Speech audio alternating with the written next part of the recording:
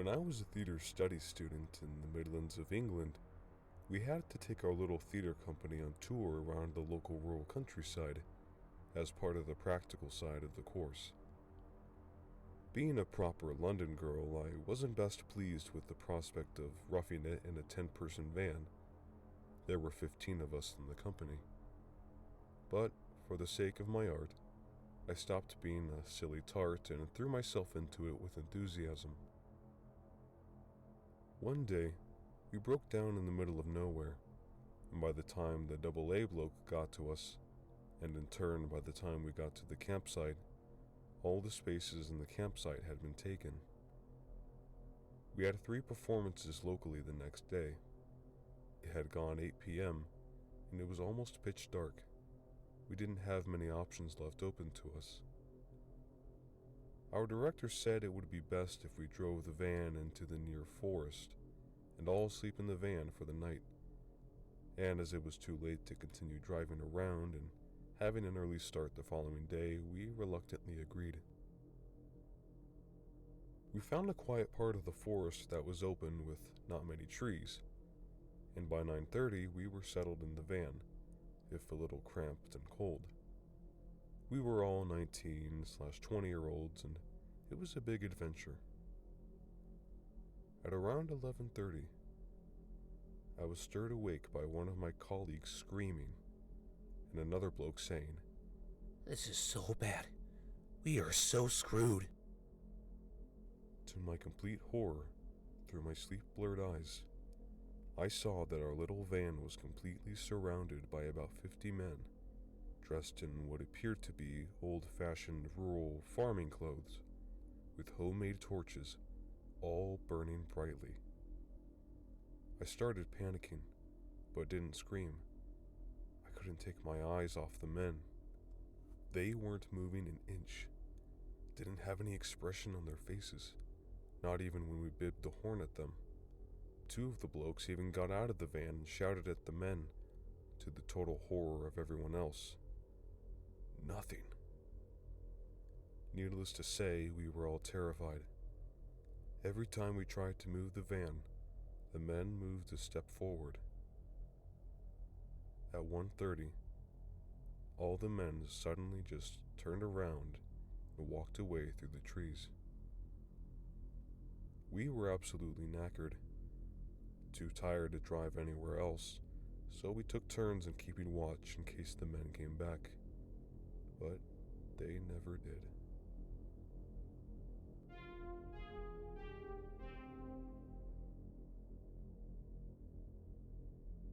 I'm not sure what this would fall under, but it definitely was the strangest experience I've had in years. I work a night shift for a warehouse, won't say which since it's not important to the story, only that I was coming home around 3 a.m. Now, I'm out in the country where my home is in the hills, and it's about half a mile from the main road. About halfway up, the nice smooth road turns to dirt. As my wheels hit the dirt, I felt eyes watching me almost immediately, which normally I wouldn't care because it's normal to see wildlife watching me come up the road. Only as I got to my normal parking spot, I grabbed my pocket knife I keep in the glove box and stepped out.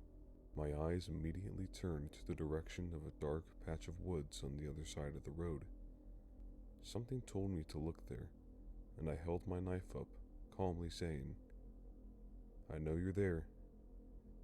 As the words left my lips, the world went dead quiet, which is very strange as there is a waterfall maybe 500 to 600 feet away from me, and I can always hear it when I come home, but even it went silent. It stayed like this for a good 10 seconds before the sound returned, and I heard something running away from me. I just kept my knife to my side and walked like I normally would to the house, as I felt like running would have been a bad idea. As I got in, I saw the dogs that normally greeted me weren't anywhere in sight, and they were in the living room, both looking out the window in the same direction I felt the gaze coming from. I didn't say anything to my fiancée as she was asleep, and she doesn't have a belief in the paranormal as I do, coming from my Mapuche heritage, a South American Indian tribe. I grew up on stories from my dad and had heard the Native American stories of Wendigo, skinwalkers, and other spirit creatures. But since that night, I've never felt that same presence. No idea what it could have been. I just know it wasn't deer like I normally see around my home.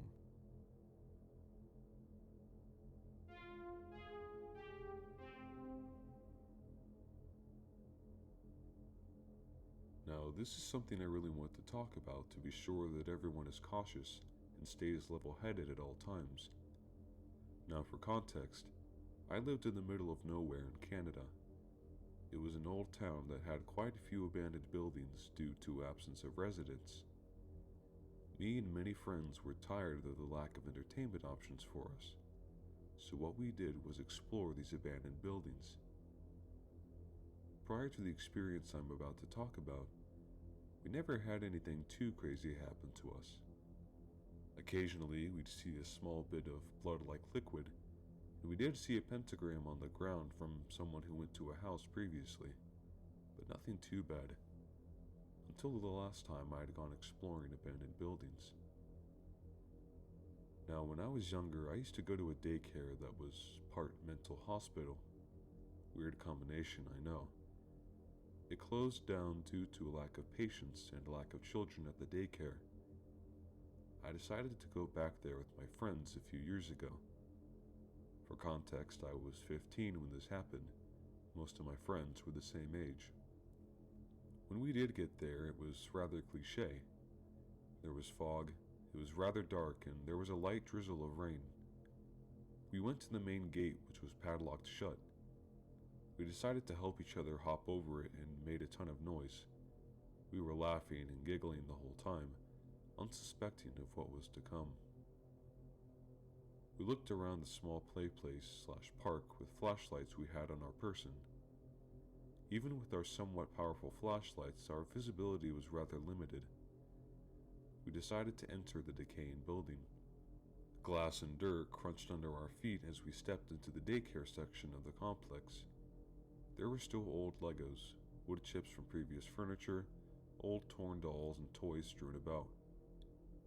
The further we walked around the daycare section, we naturally became more and more silent, until all we could hear was the crunch of the dirt under our feet. I found some crayons in a plastic container in the corner of the room. I walked over to pick them up, when all of a sudden, we heard a loud crash coming from behind a metal door leading to the psych ward part of the building. My friends and I all looked at each other. As a whole, we were a group of 5. Most of them were very bold and cocky. We all looked at each other when my friend Brian suggested we go and look to see where the sound came from. Personally, I was not too fond of the idea, but with my group of friends, there was no way anyone was going to decline such a thing. We all stacked up on the door and opened it. It was rusted to the floor and we heaved to get it open. As we walked in, the metallic smells and must became stronger, with a hint of something else which I couldn't put my finger on at that moment. We walked in, our flashlights pointed in every direction with Brian leading the group. The hallways were tight, and to the left and right were the occasional metal doorway, some with doors open. I felt slightly claustrophobic and it felt a little hard to breathe. As we continued, Brian shone his flashlight into a room and recoiled. We all stopped walking as Brian slowly entered the room. "What is it?" I asked him. "I thought I saw someone here. It seems all fine now." To be honest, I thought he was just messing with us to increase our anxiety. But looking back, I think he was completely honest.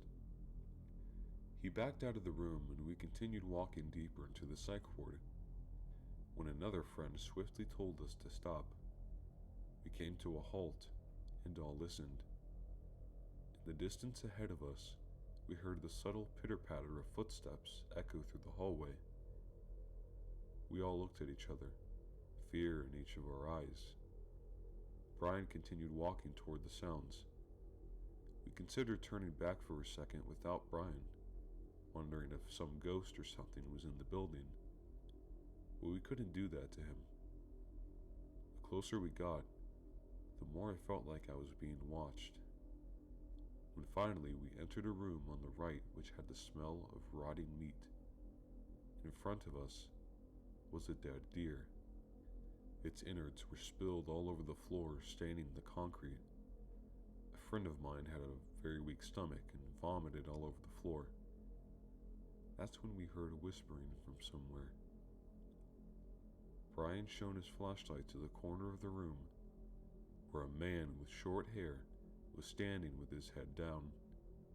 He wore a bright green t-shirt, stained with what I assume was blood, and torn beige pants. He did not have any socks and his feet seemed damaged.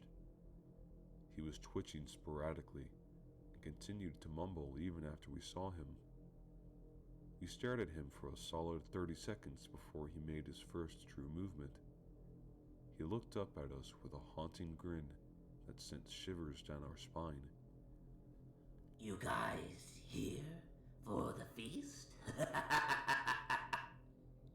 He said each word with varying inflection and energy.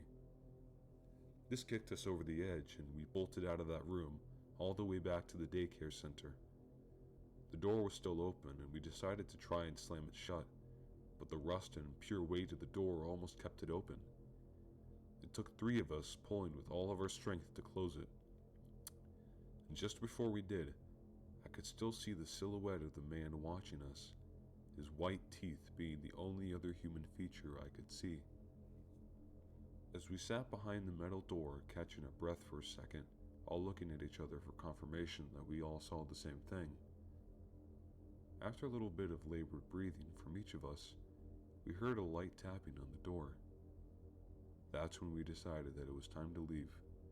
We booked it out of the vicinity completely and ran home. A year after we visited that spot, police went back to do a routine search of the area and found the man. It was stated that this guy used to go to the psych ward before it closed down. He escaped the facility he was transferred to and lived off of the wildlife around the complex. When the cops brought him in, he had a series of diseases and sickness from eating raw meat. His mental condition was much worse than before. There were future rumors that he did kill someone in the forest while searching for food, but nothing has been confirmed. In the end, guys, be careful, especially in dangerous areas such as abandoned buildings. And creepy dude, let's not meet.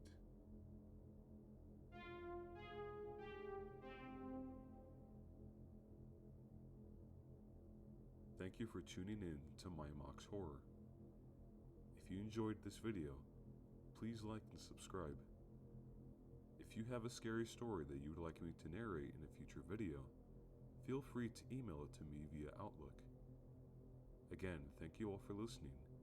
Take care and stay safe.